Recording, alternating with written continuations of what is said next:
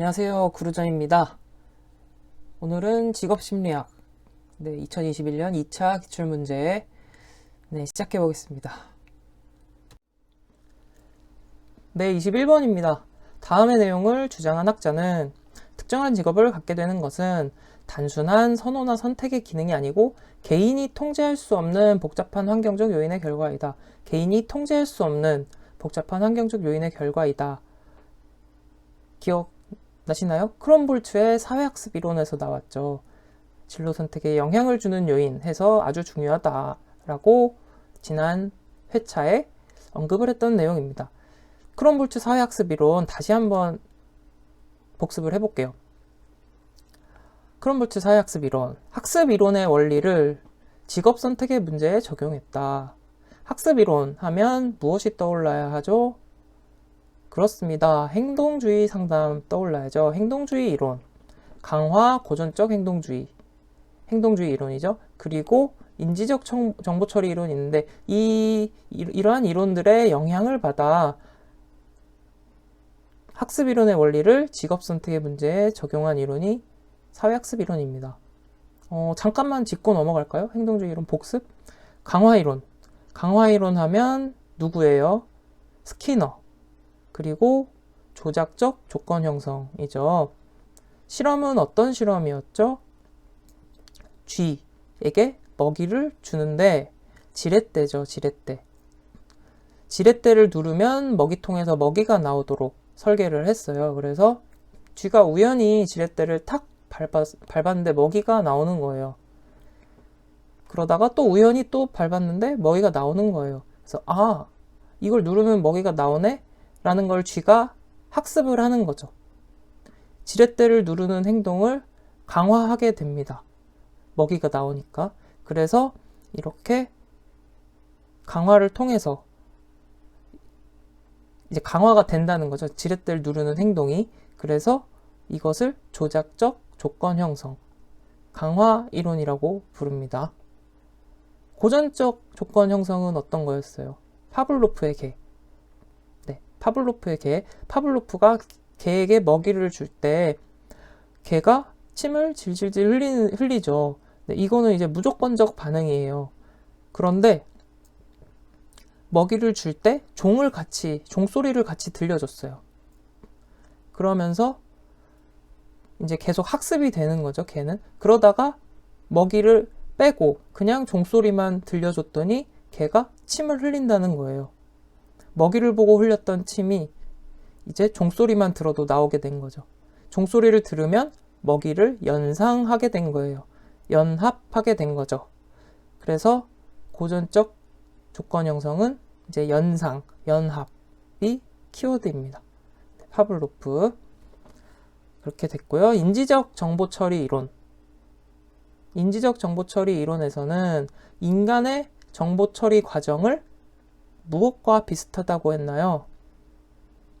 컴퓨터의 정보 처리 과정과 유사하다고 생각하는 이론입니다. 그래서 인지적 요소를 강조했어요.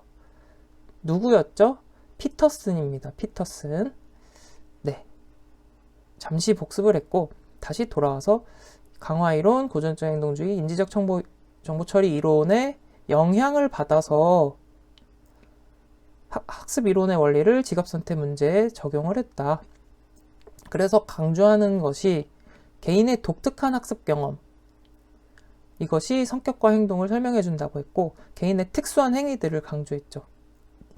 그래서 자기관찰 일반화, 세계관 일반화를 통해 이제 미래를 예측하고 직업 선택 예측하고 현재의 진로 결정을 이해할 수 있다라고 했습니다. 자기관찰 일반화는 자기 스스로에 대한 관찰 결과 얻어지는 것이 이제 자기관찰 일반화가 되겠죠. 태도, 가치관 이런 것들, 흥미 이런 것들이 자기관찰 일반화가 되겠고 세계관 일반화는 환경에 대한 관찰을 통해 얻어지는 일반화. 자신 외에 자신 밖의 환경에 대한 관찰을 통해 얻어지는 것이 세계관 일반화. 그래서 자기관찰 일반화, 세계관 일반화를 통해 진로 결정을 이해할 수 있다라는 것이 사회학습 이론입니다. 여기서 이제 진짜 중요한 게 나오죠. 진로 결정에 영향을 미치는 요인. 그래서 환경적 요인과 심리적 요인으로 구분이 된다고 했어요. 네, 환경적 요인이라고 하면 개인이 통제할 수 없는 요인들이다. 그래서 유전적 요인이나 이제 개인 통제를 벗어나는 이런 환경 사건들, 환경 조건들, 이런 것들은 이제 개인이 통제할 수 없는 것들이죠. 그리고 심리적 요인도 영향을 미치는데 학습 경험과 과제 접근 기술 등이 있다. 그래서 근데 이제 이 학습 경험이나 과제 접근 기술 같은 심리적 요인은 치료, 상담 등을 통해서 후천적으로도 이제 변화를 시킬 수가 있다라고 이야기를 했습니다. 네, 그래서 환경적 심리적 요인이 있고, 환경적 요인은 유전적 요인, 환경 조건 사건이 있고, 심리적 요인은 학습 경험, 과제 접근 기술, 이런 것들이 있다라는 거 기억을 해주세요. 그래서 이 네 가지를 기억을 해주시기 바랍니다. 유전적 요인, 환경 조건, 학습 경험, 과제 접근 기술. 네. 학습 경험이라고 하면 도구적 학습 경험과 연합적 학습 경험이 있죠. 마찬가지 이것도 학습이니까 행동주의 뭐였어요? 조작적 조건 형성, 고전적 조건 형성. 원리를 생각하시면 돼요. 도구적 강화, 도구적 학습, 강화. 이것은 조작적 조건 형성과 연관된 학습이 되겠죠. 연합적 학습 경험은 고전적 조건 형성, 연상, 이런 것과 관련이 되는 학습 경험이겠죠. 이렇게 이해하시면 되고, 과제 접근 기술 마찬가지 목표 설정, 대안 형성, 직업 정보 획득 등의 과제 접근 기술을 말하는 것인데, 이것은 후천적으로 상담이나 학습, 치료 등을 통해서 변화할 수 있는 부분이다. 종합해 보면 진로 결정은 선호나 선택이 아니라 통제할 수 없는 복잡한 환경적 요인의 결과이다 라고 했습니다. 네, 딱 그대로 똑같이 나온 거죠. 네, 그래서 크롬볼츠가 정답이 되겠습니다.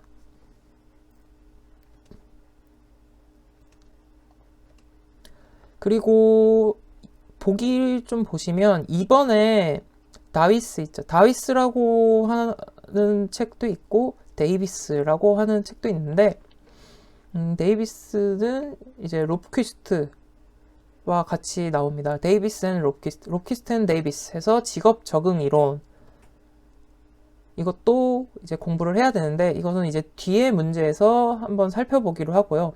그리고 피터슨 여기 나왔네요. 피터슨이 누구였죠? 네, 인지적 정보 처리 이론 피터슨. 그리고 패터슨 혹시 기억나시나요? 패터슨? 패터슨은 이제 인간 중심 진로 상담에서 나왔습니다. 인간 중심 진로 상담, 내담자 중심 진로 상담에서 내담자 중심 이론이 누구예요? 로저스죠. 칼 로저스. 내담자 중심 이론의 그 칼 로저스의 이론을 체계화시켜서 내담자 중심 진로 상담을 체계화시킨 사람이 패터슨이죠. 네, 그래서 내담자 중심 진로 상담 하면 로저스와 패터슨. 네, 이렇게 정리를 했고요. 이제 갤라트가 남았죠. 갤라트의 이론도 지금 이제 살펴볼 거예요. 자, 갤라트의 이론을 보면 이것도 이제 진로 의사 결정 모델인데 갤라트 모델을 살펴보기 전에 전체적인 그 모델을 한번 보고 갈게요. 그러니까 진로 의사 결정 모델이란 크게 기술적 모형과 처방적 모형으로 분류가 됩니다. 자, 기술적 모형이라는 것은 말 그대로 기술, 디스크립티브, 진로 의사 결정에 대해서 설명해주는 모형이에요. 처방적 모형이라고 하면 말 그대로 이제 프리스크립티브죠.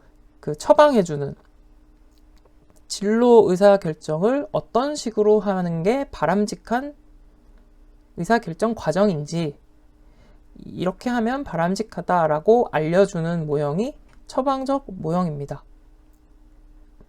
기술적 직업 결정 모형은 타이드만과 오하라, 힐튼, 브룸, 슈, 플래처 등이 있는데 이제 앞 회차 3차 문제를 풀 때는 타이드만과 오하라랑 브룸에 대해서 공부를 했었죠. 잠깐 정리를 해보면 타이드만과 오하라 이론에서는 키워드가 뭐였나요? 직업 정체감, 자아 정체감이었죠. 자아 정체감을 강조하는 이론이었어요. 그래서 자아 정체감의 발달이 직업 정체감과 이제 연관이 된다라는 것이고, 그래서 자아 정체감, 직업 정체감 나오면 타이드만 오하라. 또 강조한 게 분화 통합이었죠. 계속해서 분화 통합을 반복하는 과정이라고 했어요. 분화라는 것은 이제 자아가 발달하는 것이라 그랬죠. 우리가 비유를 하자면 체세포 분열을 비유를 했었어요. 우리 몸이 세포가 체세포 분열, 더 쪼개지면서 체세포 분열하면서 성장을 하듯이 분화를 하면서 분화를 거듭하면서 이제 우리의 직업 정체감, 자아 정체감이 발달하게 된다라고 했었고, 통합이라는 것은 나와 환경, 직업 세계죠. 나와 직업 세계의 그런 통합이 되어가는 그 과정을 의미한다고 했어요. 그래서 분화, 통합 과정이 거듭되게 된다라고 했었고, 또 타이드만 오하라의 그 진로 발달 단계에 대해서는 또 얘기를 했었죠. 암기 방법.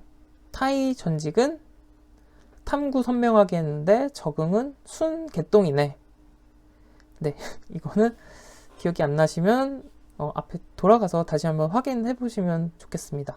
그리고 이제 브룸에 대해서도 했었는데, 브룸은 기대 이론이었죠. 기대 이론, 브룸. 그리고 이제 동기 유발에 관한 이론이었어요. 브룸은.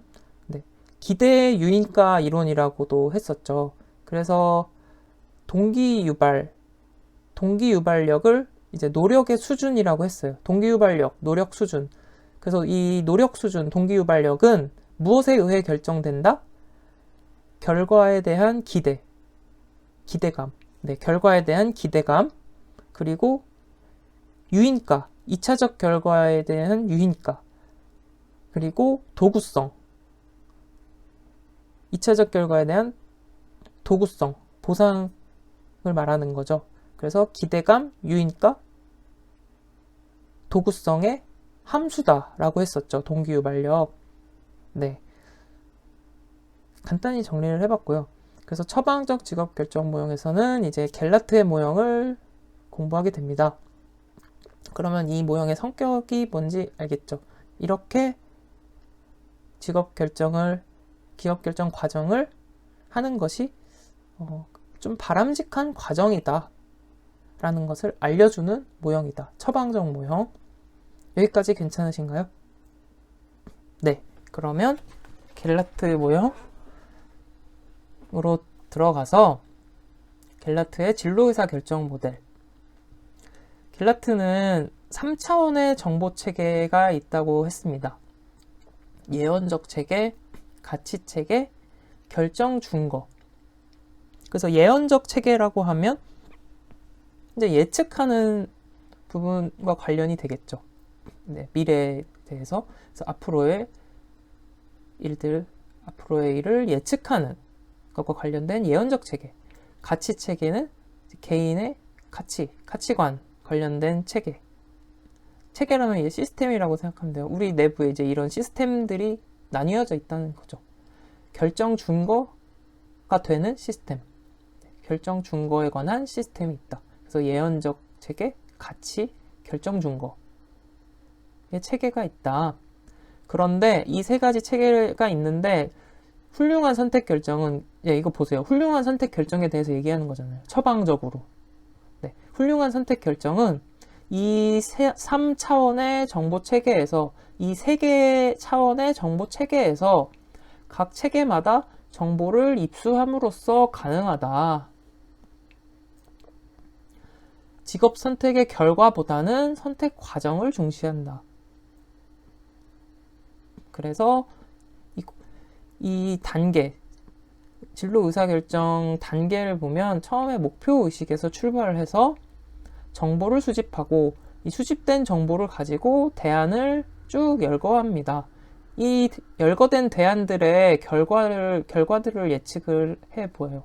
그럼 그 예측한 내용을 가지고 이 대안들이 실행 가능한지를 예측하고, 그리고 이제 가치평가, 뭐 나의 가치랑 또 맞는지, 나의 가치관에 부합하는지 이런 것들을 평가하게 되겠죠.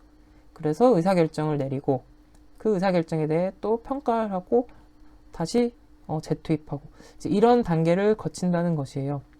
그래서 예언적 체계, 가치 체계, 결정 준거라는 세 가지 차원의 정보 체계가 있다. 이 정보 체계에서 필요한 정보를 입수함으로써 직업 선택을 잘 할 수 있다라는 것이죠. 그래서 선택 과정을 중시한다. 네, 괜찮으신가요? 네. 그래서 갤라트의 진로 의사 결정 모델이었습니다. 처방적 모형이다. 그래서 지금까지 뭐 출제된 부분, 그 진로 의사 결정 모델 중에 출제된 이론 중에는 갤라트 모형이 현재까지는 이제 유일하죠. 처방적 모형으로. 네, 이렇게 확인을 하시면 되겠습니다. 네, 조금 길게 얘기를 했는데 차근차근 다시 정리를 잘 해보셨으면 좋겠어요. 다음 넘어갑니다. 22번. 다음 중 전직을 예방하기 위해 퇴직의사 보유자에게 실시하는 직업상담 프로그램으로 가장 적합한 것은?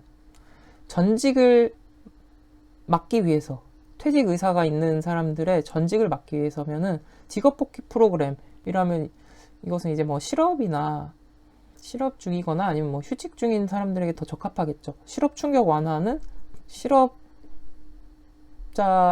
사람들에게 이제 충격 완화, 심리적인 스트레스 완화도 될 수 있겠고, 어쨌든 실업을 겪는 사람에게 대상으로 하는 프로그램으로 적합할 거고요. 조기 퇴직 프로그램은, 조기 퇴직 계획은 이제 조기 퇴직을 계획하고 있는 사람들에게 해당되는 거죠. 지금은 전직을 막기 위해서니까 이제 직업 적응 프로그램을 통해서 전직을 막고, 네, 좀 더 직업의 적응 유지할 수 있도록 돕는 프로그램이 되겠죠. 그래서 직업 적응 프로그램이 정답이 되겠습니다. 23번. 수퍼의 직업 발달 이론에 대한 중심 개념으로 볼 수 없는 것은? 1번. 개인은 각기 적합한 직업군의 적격성이 있다. 네, 맞는 얘기죠. 개인마다 각기 적합한 직업군의 적격성이 있죠. 2번. 직업 발달 과정은 본질적으로 자아 개념의 발달 보완 과정이다. 네, 자아 개념 중요하죠. 슈퍼 이론에서 자아 개념 강조했다고 했어요. 네. 그래서 인간은 자아 이미지와 일치하는 직업을 선택한다고 했어요. 네. 자아 개념, 자아 이미지. 3번. 개인의 직업 기호와 생애는 자아 실현의 과정으로 현실과 타협하지 않는 활동 과정이다. 현실과 타협하지 않는 활동 과정일까요? 직업 기호와 생애는 현실과 타협하는 과정이라고 했어요. 네. 그래서 3번이 틀린 내용이고요. 4번. 직업과 인생의 만족은 자기의 능력, 흥미, 성격 특성 및 가치가 충분히 실현되는 정도이다. 그렇죠. 직업과 인생의 만족은 능력, 흥미, 성격 특성, 가치가 충분히 실현되는 정도이다. 그래서 정답은 3번이 되겠고요. 자, 네, 3번에 대한 내용이죠. 개인 사회적 요인, 그러니까 개인과 사회 뭐 환경이 되겠죠. 개인 사회적 요인, 자아 개념, 현실, 이 사이의 타협을 통해서 직업 발달이 이루어진다고 했어요. 그래서 타협을 통한 직업 발달이 중요한 중심 개념입니다. 네, 체크해 주시고요. 자, 슈퍼 직업 발달 이론 나왔으니까 슈퍼 또 그냥 넘어갈 수 없죠. 슈퍼 다시 한번 또 공부해 봅니다. 긴즈버그의 이론을 반박 및 보완했다고 했습니다. 긴즈버그 우리 하면은 이제 최초가 떠올라야죠. 긴즈버그 최초의 발달적 관점의 진로 이론이죠. 진로를 최초로 발달적 관점에서 바라본 이론이 긴즈버그 이론인데, 긴즈버그 이론을 반박 및 보완했습니다. 그쵸? 전생에 변화하는 계속적 과정이라고 했어요. 스퍼는 개인과 환경과의 상호작용에 의한 적응 과정이다 라고 했어요. 개인과 환경과 상호작용, 적응, 서로 타협한다는 이야기죠. 직업적 성숙, 진로 성숙, 성숙의 개념 강조했죠. 성숙, 진로 성숙이란 해당 연령 단계에서 이루어져야 할 직업 발달 과업의 준비도, 해당 연령에서 적절하게 직업 발달, 진로 발달이 이루어지고 있는지, 그런 개념을 진로 성숙이라고 했습니다. 네, 방금 얘기한 자아 개념 강조했죠. 그래서 직업 발달은 자아 개념을 발달 실천해 나가는 과정이다. 생애 역할 강조했어요. 생애 역할. 그리고 진로 발달 단계 아주 중요하다고 했어요. 성장, 탐색, 확립, 유지, 쇠퇴. 성탐, 확, 유쇠. 성탐, 확, 유쇠. 네, 이제는 외우셨으리라고 믿습니다. 성탐, 확, 유쇠. 성장, 탐색, 확립, 유지, 쇠퇴. 네, 그리고 이제 위에 보기에 나온 내용이죠. 개인 사회적 요인, 자아 개념 현실 간 타협을 통해서 진로 발달이 이루어진다. 그러면 이제 발달 단계에 대해서 아주 중요하기 때문에 다시 한번 또 살펴볼게요. 성탐, 확, 유쇠. 성장기, 탐색기, 확립기, 유지기, 쇠퇴기죠. 자, 진로 발달입니다. 성장기는 14세 이하, 탐색기는 청소년기 초기부터 이제 성인 초기까지, 확립기는 이제 성인 초기에서부터 중년에 돌입하기까지죠. 유지기는 중년에서 노년으로 가는 시기, 쇠퇴기는 노년기라고 보시면 되는데, 14세 이하 시기죠. 환상기는 4세에서 10세인데 어때요? 어린이 시기, 아이 때는 욕구 환상이 지배하는 시기죠. 욕구 환상에 초점을 두고 있어요. 진로 발달이. 욕구 환상에 의해 영향을 받죠. 아이들은 놀이랑 상상을 통해서 이제 진로 발달을 하게 됩니다. 그래서 욕구 환상이 가장 중요하게 여겨지는 시기, 10세 이하. 그리고 이제 어린이 초등학교 가면서 한 3, 4학년에서 5학년 이 시기죠. 흥미기 때는 욕구 환상에서 흥미 취향으로 조금 달라지는 거예요. 내가 좋아하는 것이 초점이 돼요. 진로 발달에 있어서. 네, 그런 직업들에 관심을 갖게 되죠. 그리고 능력기. 이제 초등학교 고학년, 중학교 초반 되면은 이 일을 하려면 이제 능력이 필요하다는 걸 알게 되고, 이제 직업의 요구 조건에 대해서 관심을 갖게 돼요. 그래서 능력에 초점을 둔다 해서 능력기라고 합니다. 점점 욕구 환상, 흥미, 능력, 점차적으로 현실적인 관점을 갖게 되는 거죠. 그래서 사회 참여가 확대될수록 현실 검증력이 발달된다. 성장기 때는. 그래서 환상기, 흥미기, 능력기로 구성이 되어 있습니다. 성장기는. 그래서 그 단계를 거치고 나면 잠정기가 되죠. 15세에서 17세. 잠정적으로 진로를 선택하는 시기예요. 네, 잠정적으로. 그러다가 이제 전환기를 맞이하게 됩니다. 전환기라는 것은 이제 초점이 나에서 외부로 전환된다. 그래서 전환기예요. 초점이 나의 주관적인 관점에서 이제 직업 선택 문제를 바라봤는데, 전환기 시기에는 이 문제를 현실적인 요인의 초점으로 이제 변화하게 된다는 거예요. 그래서 교육 훈련을 받는 시기고, 직업 선택에 있어서 현실적인 요인을 중시하게 전환이 된다라는 것이에요. 전환기. 그 다음 시행기는 성인 초기니까 직업 선택을 하고 종사를 하게 되는 시기. 시행 초기니까, 성인 초기니까 시행착오를 겪을 수도 있죠. 그래서 적합한지 여부를 이제 시험하는 그런 시기가 되고 이어져서 시행기가 이어지죠. 이제 30세까지. 네, 변화를 시도할 수도 있어요. 잘 안 맞을 경우.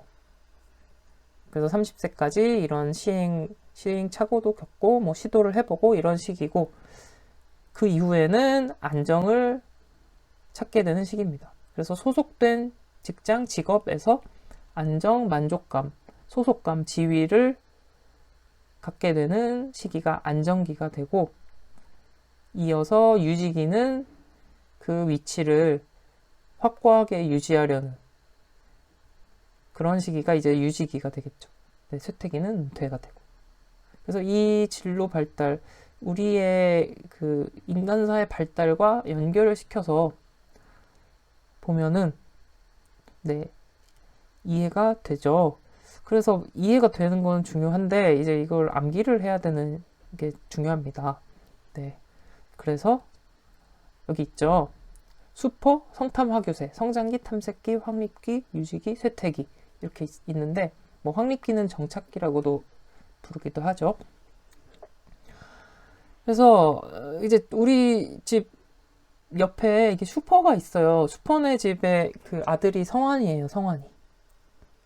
네, 그 슈퍼네 성환이는 흥미 능력이 탐정 전시 쪽으로 확실히 안정적이에요. 이게 뭔 소리냐? 이제 슈퍼네 성환이는 손님들 이렇게 보다 보니까 막 물건 훔쳐가는 손님도 많고 그러다 보니까 자주 관찰하고 이제 그런 능력이 이제 발달하게 됐어요. 네. 손님들이 뭐 훔쳐가진 않는지. 그래서 성환이 흥미 능력은 탐정, 전시, 또 이제 물건을 잘 진열해야 되잖아요, 슈퍼는. 그러니까 이제 물건 관리도 잘하고 또 물건 훔쳐가지 않는지 가게 관리도 잘하니까 성환이 흥미 능력은 탐정, 전시 쪽으로 확실히 안정적이다. 다시 슈퍼네 성환이 흥미 능력은 탐정, 전시 쪽으로 확실히 안정적이다. 네, 그래서 슈퍼 성이 뭐였죠? 성장기. 성장기 안에는 환상기, 흥미기, 능력기가 있었죠. 성환이 흥미 능력은 성장기 안에는 환상기, 흥미기, 능력기. 탐색기 안에는 뭐가 있었죠? 잠정기, 전환기, 시행기. 탐색기 밑에 잠정기, 전환기, 시행기. 그리고 확실히 안정적이다. 확립기에는 시행기 이제 걸쳐 있죠. 시행기가 탐색기랑 확립기 이제 초반에 걸쳐 있습니다. 그래서 확실히 안정적이다. 시행기, 안정기. 자, 됐죠. 그래서 이렇게 암기, 반드시 암기를 하시기 바랍니다. 네, 그러면 이렇게 정리하고 이제 넘어갈게요. 24번. 다음은 어떤 타당도에 관한 설명인가? 특정 도구가 실제로 무엇을 측정했는가? 조사자가 측정하고자 하는 추상적인 개념이 실제로 측정 도구에 의해서 적절하게 측정되었는가에 관한 문제로서 이론적 연구를 하는데 가장 중요한 타당도이다. 타당도. 자, 이거는 개념 타당도에 대한 설명인데요. 타당도에 대해서도 이제 공부를 해야 돼요. 일단 타당도는 내용, 개념, 준거. 내용 타당도, 개념 타당도, 준거 타당도가 있습니다.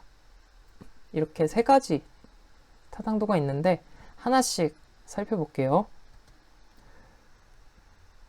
일단 내용 타당도, 일단 타당도의 의미가 무엇일까요? 타당도는 정확하게 측정하는지를 묻는다고 했죠. 신뢰도가 일관되게 측정하고 있는지라면 타당도는 이 검사가 측정하고자 하는 측정하고자 하는 것을 정확하게 측정하는지를 보는 게 타당도입니다. 네. 그래서 내용 타당도를 보시면 검사 문항이 측정하고자 하는 내용을 잘 반영하고 있는지. 자, 내용을 잘 반영하고 있는지, 내용이 정확한지를 보는 게 내용 타당도예요. 예를 들어 시험 문제 봤을 때 초등학교 4학년 수학 시험 문제를 출제를 했어요. 그럼 이 문제가 초등학교 4학년 수학 시험 문제 내용을 잘 반영하고 있는지를 확인해야겠죠. 이걸 어떻게 확인할까요? 네, 초등학교 4학년 선생님이 확인하는 수밖에 없죠. 그래서 주관적입니다. 주관적이지만 그렇다고 해서 논리적이지 않다는 이야기는 아니에요. 네, 주관적이지만 논리적 분석 과정이다라는 거는 기억을 해주셔야 됩니다. 그래서 주관적인 성격을 가진 타당도가 내용 타당도이다. 주관적이기 때문에 타당도 계수 산출하기가 어렵겠죠. 네, 주관적이기 때문에. 그래서 성취도 검사, 방금 말씀드린 시험들, 테스트, 공부한 내용을 어느 정도 성취했는지 평가하는 테스트에 많이 관련이 있고, 그래서 전문가가 판단을 해야 됩니다. 그 해당 내용의 전문가가 판단을 해야 이 내용이 잘 반영하고 있는지를 알 수 있겠죠. 내용 타당도였습니다. 내용을 잘 반영하고 있는지. 그 다음 개념 타당도입니다. 개념 타당도는 이제 수렴 타당도, 변별 타당도, 요인 분석이 있는데, 먼저 개념 타당도의 정의부터 다시 한번 볼게요. 측정 도구가 측정하고자 하는 추상적인 개념이, 측정 도구가 측정하고자 하는 개념이 실제로 적절하게 측정되었는가를 확인하는 거예요. 그래서 이론적 연구에 중요한 타당도다. 가장 중요한. 그러니까 측정하고자 하는 속성, 개념이 적절하게 측정되었는가에 관한 타당도다. 이렇게 말로 하면 조금 조금 와닿지가 않죠. 자, 이 세 가지를 보면 이제 이해가 좀 더 쉬우실 것 같아요.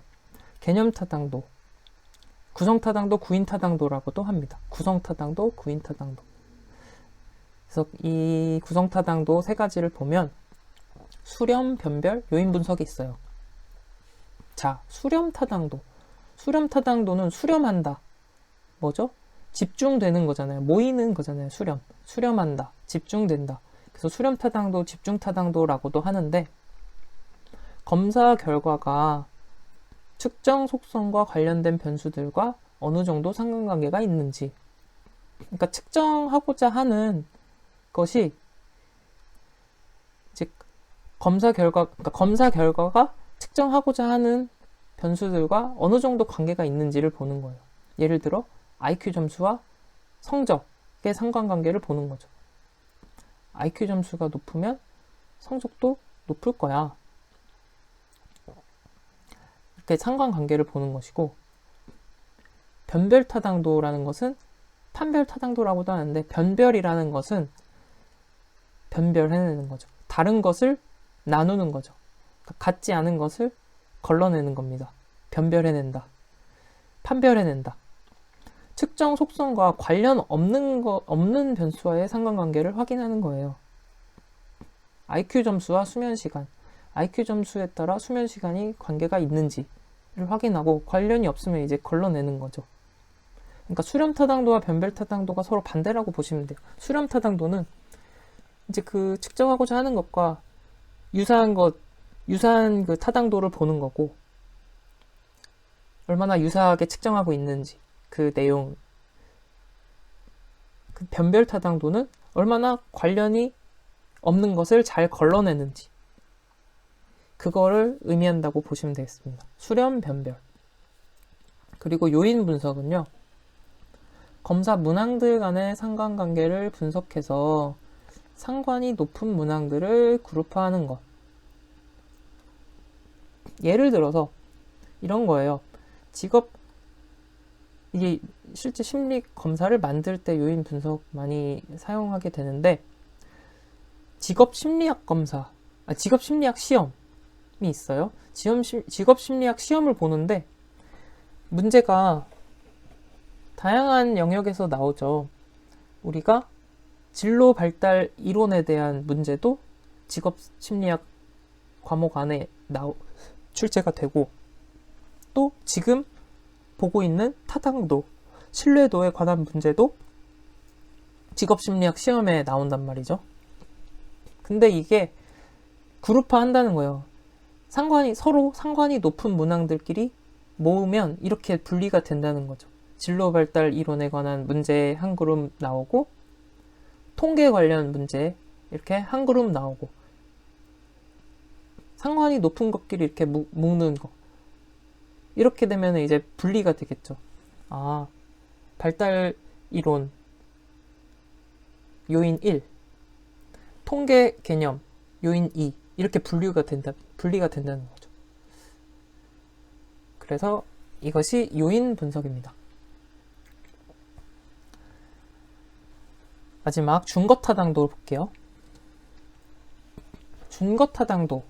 네, 준거는 기준이란 의미죠. 기준 타당도라고도 하는데, 특정 준거와 어느 정도 연관성이 있는지를 보는 거예요. 그래서 준거 타당도에는 공인 타당도, 예언 타당도가 있어요. 공인이라는 거는 이제 동시 타당도랑 같은 말인데, 그러니까 시점으로 보면 돼요. 시점. 동시 타당도. 시점이 동일한 시점에서 확인하는 거고, 예언 타당도, 예측 타당도는 이제 서로 다른 시점에서 확인을 하는 거겠죠. 예측을 하는 거겠죠. 네, 공인 타당도 먼저 볼게요. 신규 검사와 기존 검사와의 상관관계를 확인한다. 네, 신규 검사와 기존 검사의 상관관계. 예를 들어서 사내에서 이제 평가 테스트를 제작한다고 해요. 뭐 성과를 평가하는 테스트. 성과를 평가하는 테스트가 타당하려면 고성과자가 점수가 높아야겠죠. 다시, 성과를 평가하는 테스트를 제작을 한다고 하면 이 테스트가 점수가 어떤 사람이 높게 나와야 돼요. 네, 성과가 좋은 사람이 높게 나와야 성과를 평가하는 테스트가 되겠죠. 네, 그래서 사내 평가 테스트를 제작하는데 고성과자가 실제로 점수가 높게 나오는지를 확인하는 게 동시타당도, 공인타당도. 네, 공시타당도라고 부르기도 하는데 자주 쓰는 용어는 아니니까 네, 무시하셔도 좋습니다. 어쨌든 사내 평가 테스트 제작, 고성과자 점수가 높은지 확인하는 거. 이게 동시타당도. 동일한 시점이잖아요. 근데 예측타당도 같은 경우는 검사가 다른 준거 점수를 어느 정도 예측할 수 있는지, 즉 회사에 입사 시험을 봤는데 점수가 높아요. 근데 이런 사람이 향후 뭐 1년 후, 2년 후, 3년 후에 입사 점수가 높았던 직원이 업무 성과가 높은지,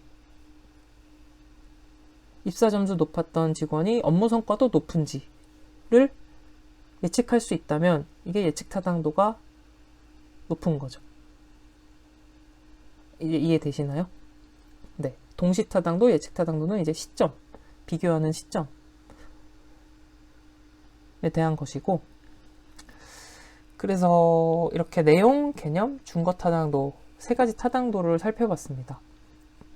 근데 이걸 이제 좀 기억을 하셔야 돼요. 그래서 내용 타당도는 뭐 내용이 정확한지를 보는 거고, 개념 타당도는 실제로 적절하게 측정되었는지 그 속성이, 그걸 어떻게 확인하냐? 수렴 변별 타당도를 통해서. 수렴, 측정하고자 하는 것을 제대로 측정했는지 보려면 이제 관련된 변수들과 상관관계가 높으면 제대로 그 측정 속성이 제대로 된 것이고, 변별 타당도는 관련 없는 것과 상관관계가 낮아야겠죠. 그리고 요인 분석은 이제 비슷한 문항들끼리 묶은 거죠. 상관관계가 높은 문항들끼리.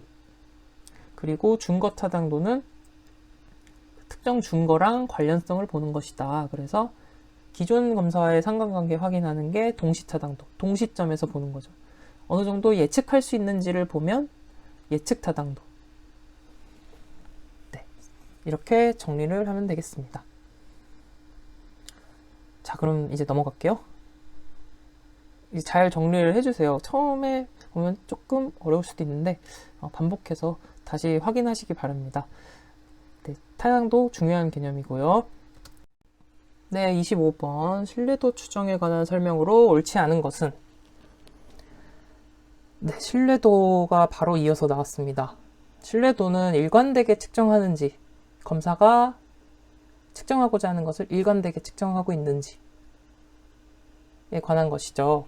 타당도는 정확하게 측정하는지고 신뢰도는 일관되게 측정하는지 0에서 1 사이의 그 개수로 나옵니다. 그래서 개인차가 클수록 측정 오차를 줄일수록 신뢰도가 커진다고 했어요. 왜 그럴까요? 우선 결과가 일관되게 나오려면 측정 결과가 일관되게 나오려면 측정 오차가 적어야 된다는 거는 이제 이해가 되시죠? 측정 오차가 최대한 없어야 결과가 일관되게 나오겠죠. 그리고 개인차가 클수록 이 검사를 실시하는 개인마다 차이가 없이 굉장히 비슷한 수준이라고 해봐요. 그러면 검사 결과가 이 차이를 일관되게 반영할 수 있을까요? 네, 반영할 수도 있고 아닐 수도 있겠죠. 하지만 개인마다 개인차가 크다면 검사 결과가 일관되게 이 둘의 차이를 반영해 줄 가능성이 높겠죠. 그렇기 때문에 개인차가 클수록 측정 오차를 줄일수록 신뢰도가 커진다라는 것, 네, 기억을 해두시고요. 자, 이 신뢰도에는 세 가지가 있습니다. 검사, 재검사 신뢰도, 동형검사 신뢰도, 반분 신뢰도가 있는데 이거 이해하시면 돼요. 네, 무조건 외우지 마시고요. 검사, 재검사 신뢰도는 검사를 하고 재검사를 했을 때 신뢰도예요. 그렇죠? 동일 검사를 동일 수검자에게 일정 시간 간격을 두고 2번 실시한 결과 점수 간의 상관계수 확인. 그러니까 똑같은 검사를 2번 실시해서 그 점수 간의 상관을 본다는 거예요. 그래서 그 결과가 일관된다. 그러면은 이제 신뢰도가 높다고 할 수 있겠죠. 그래서 결과의 안정성을 말하는 거잖아요. 한 번 했을 때랑 두 번째 했을 때 결과 점수의 상관을 보는 거니까. 그래서 안정성 계수라고도 합니다. 결과의 안정성. 그런데 여기 이제 문제가 있을 수 있죠. 똑같은 검사를 다시 실시할 경우에 기억할 수 있는 효과가 있어요. 기억 효과가 있을 수 있죠. 기억하면은 두 번째 검사에 분명 영향을 주고, 성숙 효과도 마찬가지. 이제 시차가 발생하니까 그 사이에 사람이 성장할 수 있죠. 예를 들어 검사를 실시하고 6개월 뒤에 다시 검사를 했는데 어린이 같은 경우는 굉장히 발달이 빠르잖아요. 6개월 뒤에는 이미 많은 것이 성장해 있어요. 그렇게 되면 이 검사 결과에도 영향이 미칠 수 있다. 이런 것이 이제 성숙 효과. 또 반응 민감성. 반응 민감성 같은 거는 첫 번째 검사를 실시하고 나서 뭐 그냥 궁금해서 이제 찾아보는 거죠. 그 검사의 문항이나 뭐 내용들에 대해서 궁금해서 개인적으로 뭔가 찾아보고 그 외에 뭐 지식을 습득하기도 하고 그런 식으로 이제 영향을 받는 거죠. 그런 환경 요인들을 통해서. 그러고 나서 두 번째 검사를 실시하면 이러한 그 반응들이 영향을 미칠 수 있다라는 것이 반응 민감성입니다. 그래서 이런 문제가 있을 수 있다. 검사, 재검사 신뢰도였습니다. 네, 이해되시죠? 외우는 거 아닙니다. 그래서 검사, 재검사 신뢰도는 똑같은 검사를 이제 2번 반복했을 때 일관되게 나오는지였고, 동형검사 신뢰도는 동형검사, 똑같은 형태의 검사를 통해서 결과가 일관되게 나오는지 확인하는 거예요. 똑같은 형태의 검사. 자, 신규 개발한 검사랑 똑같은 형태의 검사, 동형의 검사 간의 상관계수를 확인하는 거예요. 신규 개발 검사랑 동형 검사랑 상관이 얼마나 높은지, 상관관계가. 그래서 얼마나 동등한지를 보는 거잖아요. 얼마나 같은 형태인지를 보는 거잖아요. 그래서 동등성 계수, 동형성 계수라고도 해요. 동형검사 신뢰도의 신뢰도 계수를 동등성 계수, 동형성 계수라고 합니다. 자, 됐죠? 그러니까 예를 들어 그런 거죠. IQ 검사를 뭐 개발을 했다. 그러면은 이 IQ 검사랑 똑같은 형태의 검사를 또 하나 만들어가지고, 근데 보통 실제 검사 개발할 때는 IQ 검사를 만든다면 이 검사랑 똑같은 형태의 기존에 있는 검사를 가지고 비교를 하죠. 왜냐하면 이게 이미 근거가 있는 검사니까요. 네, 그런 식으로 똑같은 형태의 검사를 통해 비교하는 게 동형검사 신뢰도. 그 다음 반분 신뢰도. 반으로 나눴다는 겁니다. 검사를 둘로 쪼개서 두 개의 검사로 확인을 하는 거예요. 검사를 둘로 쪼개면 1번, 2번으로 나뉘잖아요. 그래서 1번 검사 결과와 2번 검사 결과를 비교하는 거죠. 그래서 이거는 내적 합치도 계수라고 합니다. 반분 신뢰도를 통해 나온 신뢰도 계수를 내적 합치도 계수라고 합니다. 근데 반으로 나누는 방법도 막 나누는 것이 아니라 이렇게 세 가지 방법이 있다는 것이에요. 전후 양분법. 딱 앞뒤로 나눈다는 거예요, 절반을. 1번부터 50번까지 있으면 1번부터 25번 자르고 26번부터 50번 이렇게 자른다는 거죠. 그리고 기후 양분법은 홀짝. 1번은 1번 검사로, 2번은 2번 검사, 3번은 1번 검사로, 4번은 2번 검사로 이렇게 홀짝으로 나누는 거죠. 임의적 짝짓기는 이거 전후 기후 하고 나서 또 말씀드릴게요. 이제 임의적으로 짝짓는 건데 우선 전후 양분법 보면 1번부터 25번을 끊고 26번부터 50번을 끊잖아요. 이렇게 나누잖아요. 이렇게 나누려면 어떻게 써요? 난이도 분포가 고르게 되어 있어야겠죠. 막 1번부터 25번까지는 점점 쉬운 문제들이고 26번부터 50번까지는 어려운 문제들이다. 이렇게 되면은 이제 똑같은 그 평가가 어렵겠죠. 하나는 쉽고 하나는 어렵기 때문에. 그렇기 때문에 난이도 분포가 고르게 되어 있어야 돼요. 그리고 문항수가 적어야 좋다. 기후양분법은 홀짝이라고 했어요. 1번, 2번. 그래서 1번, 2번, 3번, 4번 이렇게 자른다 그랬죠. 그러니까 이게 난이도 순으로 배열되어 있을 경우에 홀짝으로 나누는 게 좋겠죠. 왜냐하면 뒤로 갈수록 점점 어려워지고 앞에는 쉬우니까. 그래서 기후양분법은 문항수가 많고 난이도 순으로 배열되어 있을 경우에 기후양분법이 적절하다. 자, 임의적 짝짓기, 짝진 임의 배치법. 이거는 난이도와 문항 총점 간 상관계수를 기초로 삼포도를 작성해서 두 문항씩 짝지운 후 검사를 나눈다고 했어요. 쉽게 말하면 이런 거예요. 이렇게 삼포도라 그러면 이렇게 분포를 하는 거예요. 가로축이 이제 문항 난이도라고 하면 세로축이 문항 총점 간 상관계수라는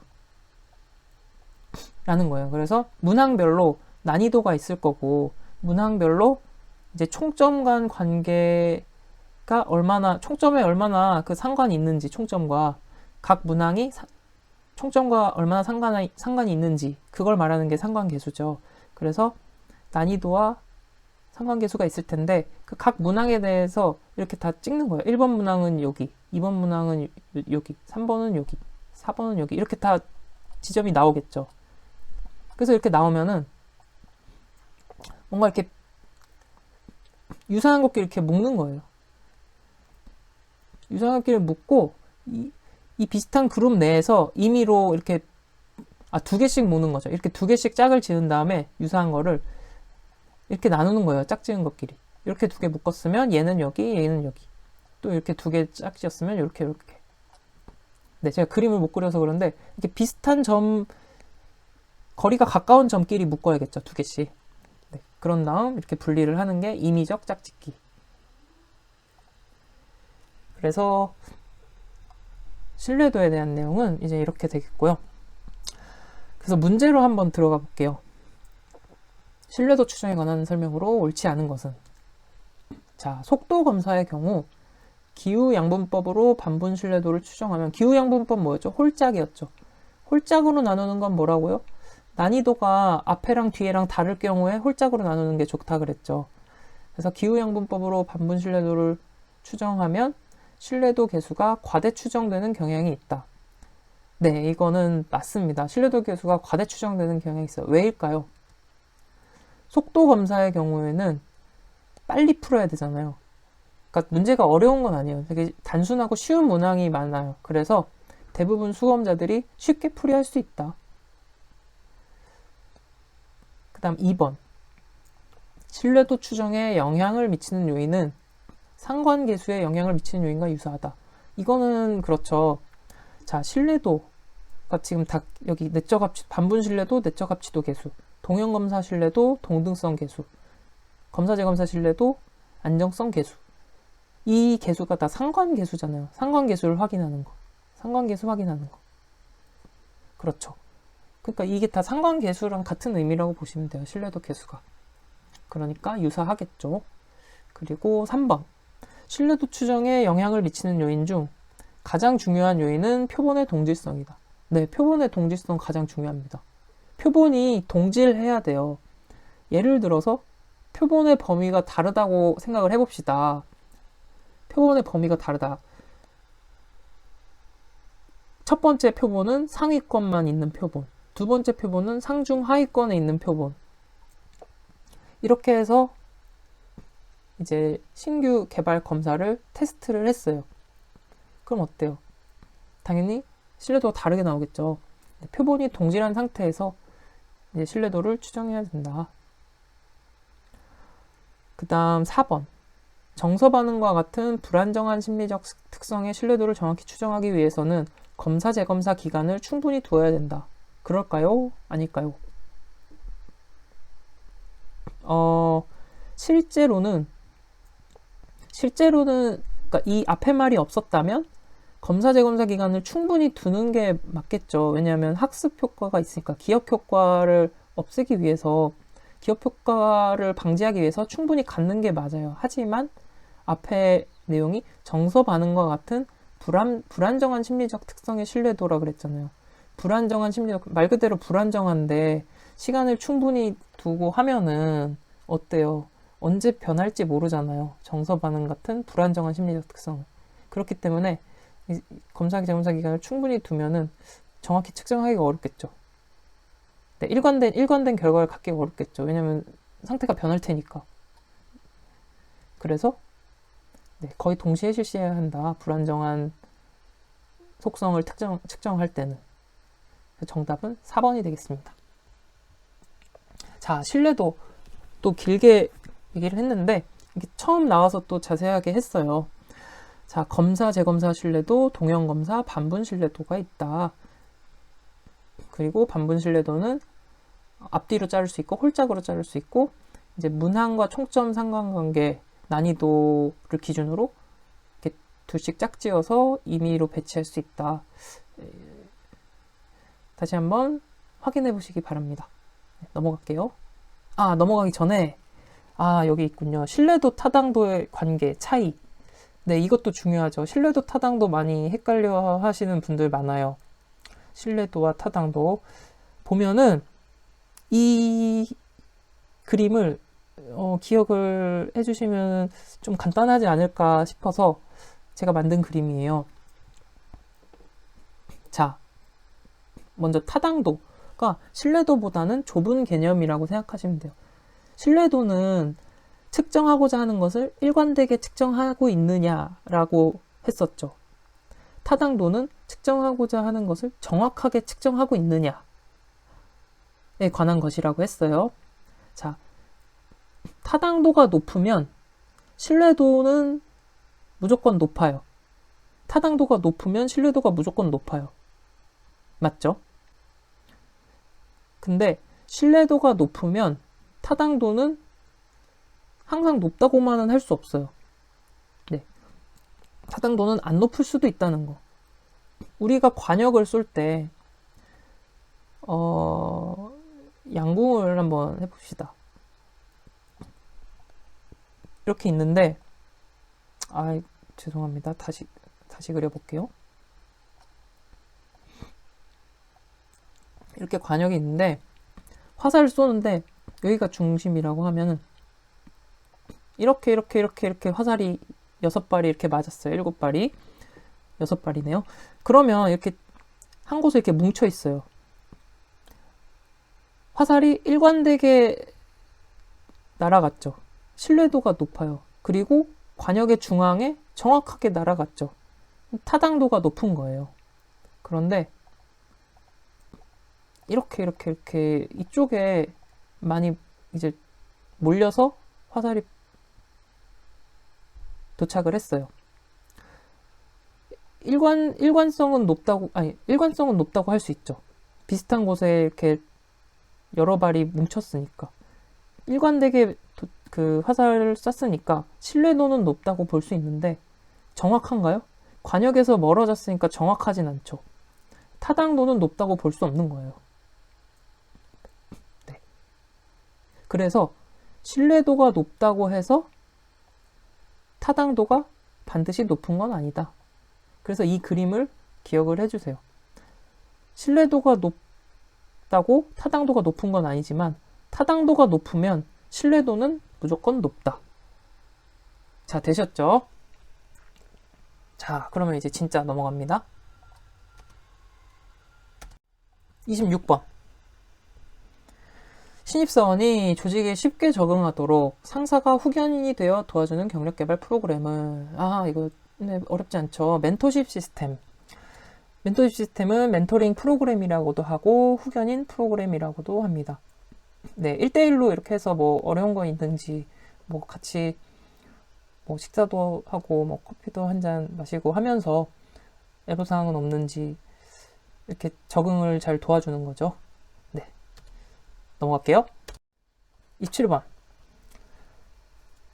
성인용 웩슬러 지능검사 K-웨이즈4의 처리 속도 지수에 포함되지 않는 소검사는 이게 K-웨이즈4가 출제된 게 이제 처음인데, 먼저 그동안은 이제 웩슬러 지능검사로 출제가 많이 됐었어요. 그래서 먼저 웩슬러 지능검사에 대해서 살펴보고, 이제 K-웨이즈4는 많은 것이 좀 변한 부분이 있는데 K-웨이즈4도 이어서 한번 살펴볼게요.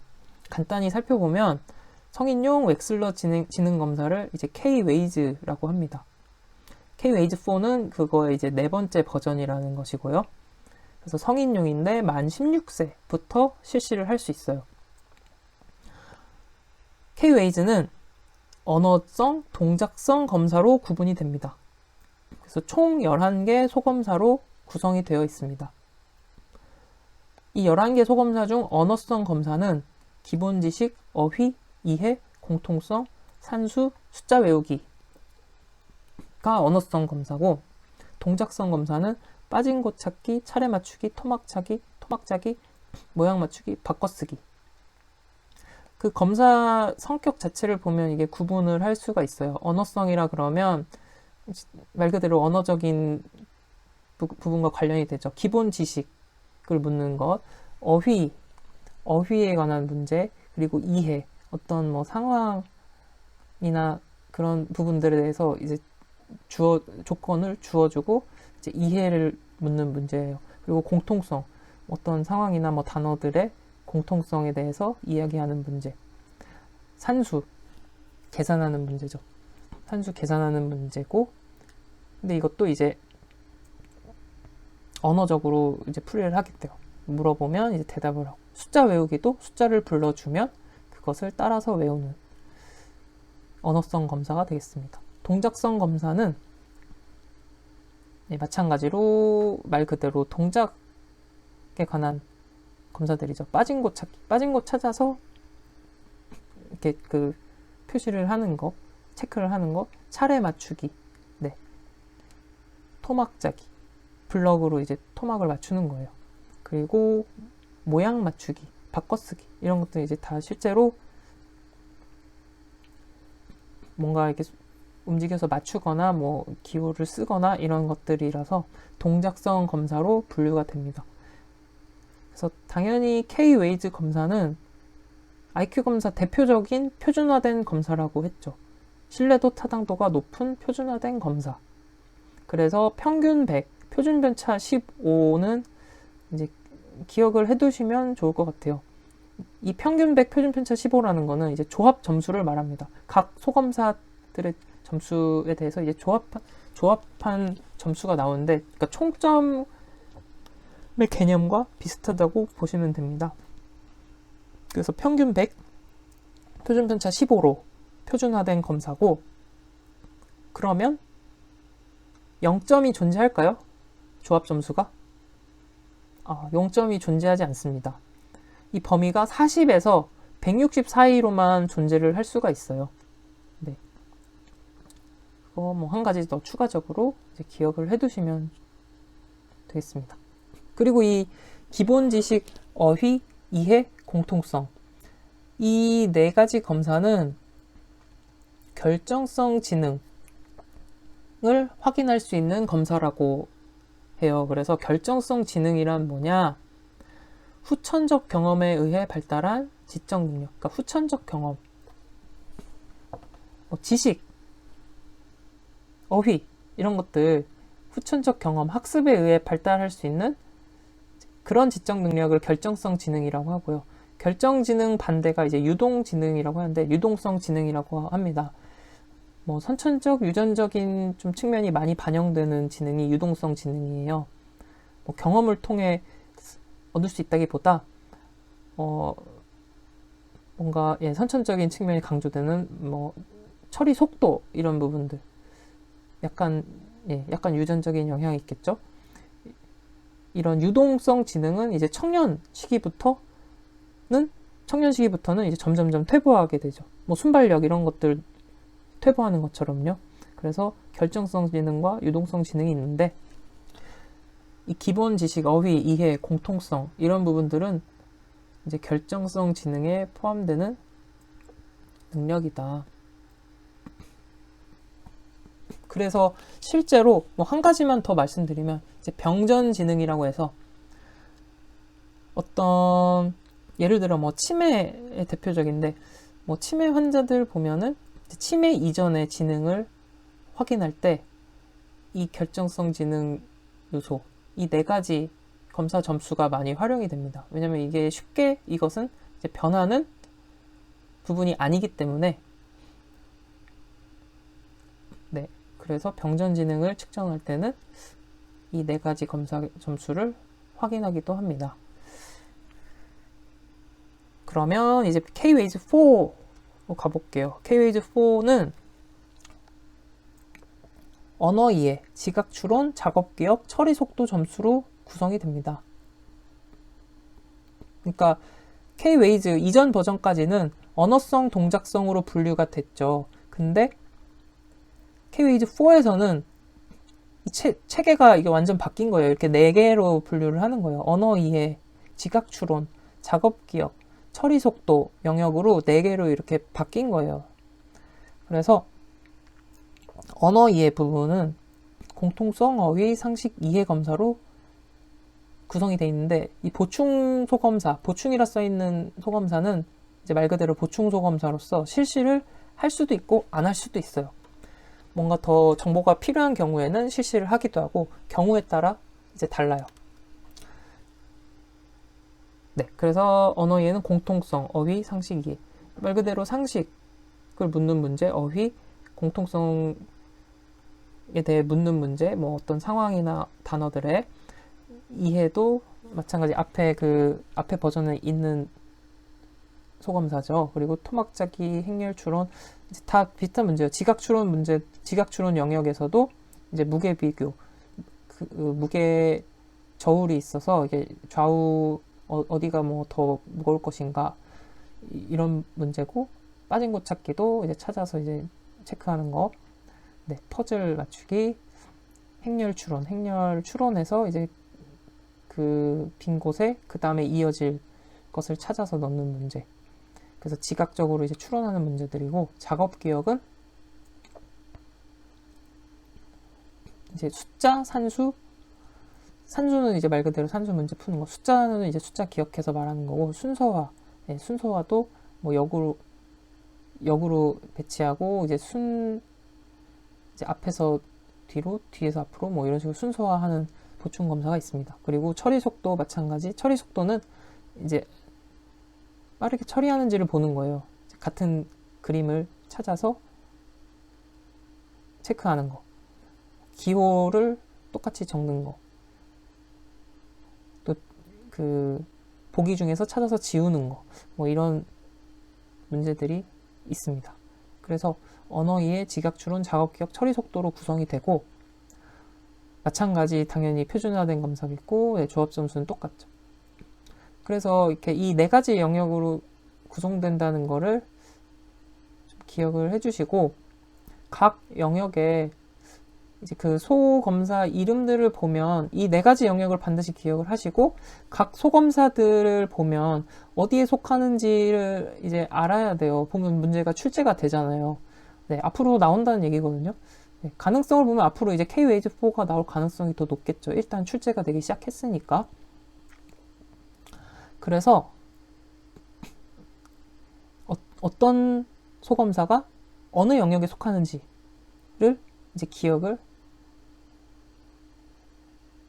하는 게 좋겠습니다. 앞으로는. 네. 문제로 들어갈게요. 성인용 웩슬러 지능 검사의 처리 속도 지수는 지수에 포함되지 않는 검사. 처리 속도 지수에 포함되지 않는 것. 어떤 것일까요? 동형 찾기, 퍼즐, 기호쓰기, 지우. 퍼즐은 이제 지각 추론에 되는 거죠. 퍼즐 맞추는 거니까 지각 추론. 네. 그래서 정답은 2번이 되겠습니다. 이게 어려워 보이지만 이 뭐 제목을 보면 다 검사의 그 내용이 어느 정도 다 알 수 있거든요. 그래서 한 뭐 두세 번 읽어보고 이 네 가지를 반드시 근데 기억을 하지 못하면 이게 분류가 안 되겠죠. 그래서 이 네 가지 영역을 반드시 기억하고 언지작처, 언어 지각, 작업, 처리, 언지작처. 네, 언지작처를 외우시고 이 보기에 이런 검사들이 나오면 거기에 이제 넣어보면 되는 거예요. 네, 이제 넘어갈게요. 28번. 직무 분석의 자료의 특성과 가장 거리가 먼 것은? 자, 직무 분석. 직무 관련 정보를 수집하는 거죠. 직무 내용이랑 직무 조건, 직무 조건이란 이제 직무 수행에 요구되는 것들, 직무 내용과 직무 조건을 조직적으로 밝히는 절차, 직무 관련 정보를 수집하는 절차, 직무 분석입니다. 직무 분석 자료의 특성과 거리가 먼 것. 직무 분석 자료의 특성으로는 당연히 사실을 반영해야 되고, 최신이 당연하죠. 논리적으로 체계화되어야 되고, 네, 당연히 그렇습니다. 그리고 여러 가지 목적으로 활용될 수 있어야 해요. 직무 분석 자료는 여러 가지 목적으로 활용될 수 있어야 하고, 원상태의 정보여야 합니다. 원상태. 네, 원자료여야 된다는 거죠. 자, 그러면 문제. 최신 정보를 반영해야 한다. 네, 최신 정보를 반영해야 합니다. 논리적으로 체계화되어야 하겠죠. 진로 상담 목적으로만 사용되어야 한다. 아닙니다. 여러 가지 목적으로 활용될 수 있어야 된다고 했습니다. 네, 진로 상담 목적 말고 뭐 이제 다양하게 사용할 수 있죠. 뭐 급여를 산정하는 뭐 그런 데도 이제 연구에 활용될 수 있고, 또 뭐 어떻게 활용될 수 있을까요? 직무 분석 자료는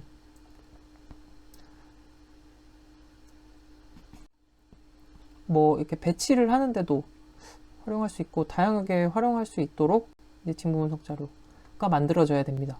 그리고 원상태 정보여야 된다 그랬죠. 가공하지 않은 원자료여야 된다. 그래서 정답은 3번 되겠습니다. 29번 넘어갈게요.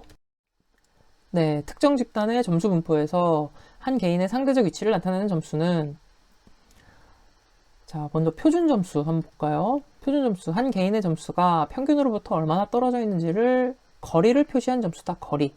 평균이랑 표준 편차로 나타내죠. 자, 보면 이제 정규 분포 기억나시죠? 이렇게 정규 분포의 경우 이렇게 나타나는데 이게 평균이 된다. 그래서 Z점수, T점수가 있는데 Z점수는 이 평균이 0이고 표준 편차가 이렇게 되죠. 그래서 1표준 편차면 여기가 1.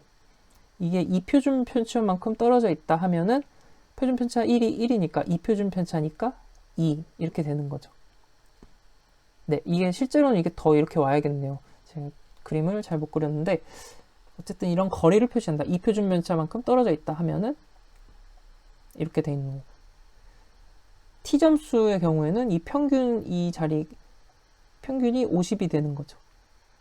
그래서 표준 편차 1표준 편차만큼 떨어졌다 그러면 10이니까 60이 되겠고, 2표준 편차만큼 떨어졌다 그러면 70이 되겠고, 그래서 상대적인 위치를 짐작할 수 있다. 짐작. 정확히 알긴 어렵겠죠. 대략 2표준 편차 떨어졌으면 이게 대략 몇 퍼센트 정도 되겠구나, 그렇게 짐작할 수 있는 게 표준 점수입니다. 그래서 평균 표준 편차를 이용해서 나타내는 게 표준 점수. 표준 등급 같은 경우는 스테나인 척도, 스탠다드 9, 스탠다드 표준 9 9등급, 표준 9등급이죠. 표준 등급, 이거 뭐라 그랬죠? 수능 시험, 그쵸? 대학 수능 시험. 모든 원점수를 1에서 9 사이의 숫자로 몰아넣은 거죠. 네. 모두 1등급에서 9등급 사이 안에 들어가잖아요. 그래서 원점수를 1에서 9까지의 숫자 체계로 전환시킨 게 표준 등급이다. 그 다음 백분위 점수. 백분위 점수는 이제 상대적 위치를 나타내는데 특정한 원점수 이하에 속하는 비율로 표시한다. 이게 무슨 말일까요? 백분위 점수 90점이다 라고 하면 밑에 90이 있다는 거예요. 원점수 이하에 속하는 비율 90이면 원점수 이하에 90%가 있다는 거죠. 그래서 이것이 의미하는 거는 상위 10%라는 거죠. 네, 됐나요? 그래서 정답은 3번 백분위 점수. 네, 상대적 위치를 알려주는 거죠. 표준 점수는 대략 짐작할 수 있을 뿐이고 백분위 점수는 정확히 알려주죠. 100명 중에 넌 몇 등이야? 88.8, 89등이야. 10등이야. 이렇게 정확히 알 수 있죠. 그래서 상대적 위치를 알려준다. 백분위 점수. 자, 그럼 넘어갈게요. 30번. 홀랜드 성격 유형 중 구조화된 환경을 선호하고 질서정연하고 체계적인 자료 정리를 좋아하는 것은? 네, 이거 관습형이죠. 관습형인데 또 한번 살펴봐야죠. 또 홀랜드 유형 중요합니다. 홀랜드 흥미이론, 성격이론, 인성이론 이렇게 부르는데 리아색 기억하라고 말씀드렸습니다. 리아색 RIASEC. 그래서 이 그림을 보고 그림을 이제 기억하면 된다고 했었죠. RIASEC 순서대로 RIASEC 리아색. 자, R부터 시작하면 R 현실형이죠. 현실형 리얼리스틱 현실적인 도구 조작 이런 것을 좋아한다. 기계 이런 거 체계적인 거 좋아하고, 그래서 엔지니어 기술자 쪽이 흥미가 있는 적성, 흥미가 있는 유형 R형입니다. 그리고 이제 반대편을 보라 그랬죠. 이렇게 마주보고 있는 게 서로 반대라고 생각하면 돼요. 그래서 현실형의 반대는 S, 소셜, 사회형이죠. 사회형은 굉장히 사교적, 친근함, 뭔가 따뜻함 이런 걸 생각하시면 돼요. 사회복지, 상담 이런 직업 흥미를 생각하시면 됩니다. 그러면은 따뜻하고 사교적이고 친근하고 이런 느낌이면, 반면에 현실형은 그런 대인 관계에 있어서는 사회형과는 좀 반대의 성향이겠죠. 네, 이런 거를 감안하시면 됩니다. 그리고 I형, investigative, 탐구형이죠. 탐구형은 호기심 많고 이제 좀 신중한 편이에요. 뭔가 깊이 들어가는 걸 좋아하죠. 학문에 있어서. 그래서 과학자 의사에 흥미가 많고. 그럼 I의 반대는 뭐예요? 마주보는 E, 엔터프라이즈, 진취형, 기업형, 경쟁적이고 뭔가 진취적, 외향적 이런 느낌이죠. I랑은 반대 느낌이니까.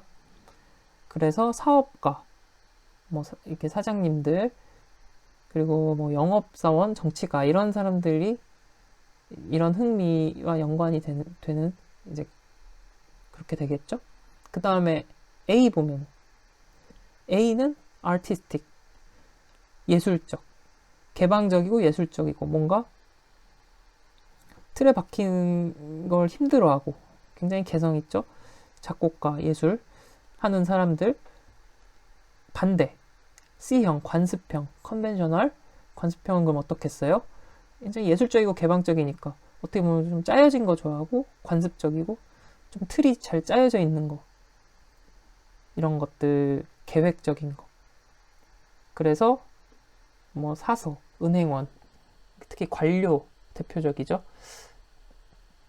이런 흥미를 갖고 있는 쪽이 관습형이다. 이렇게 정리를 하면 되겠습니다.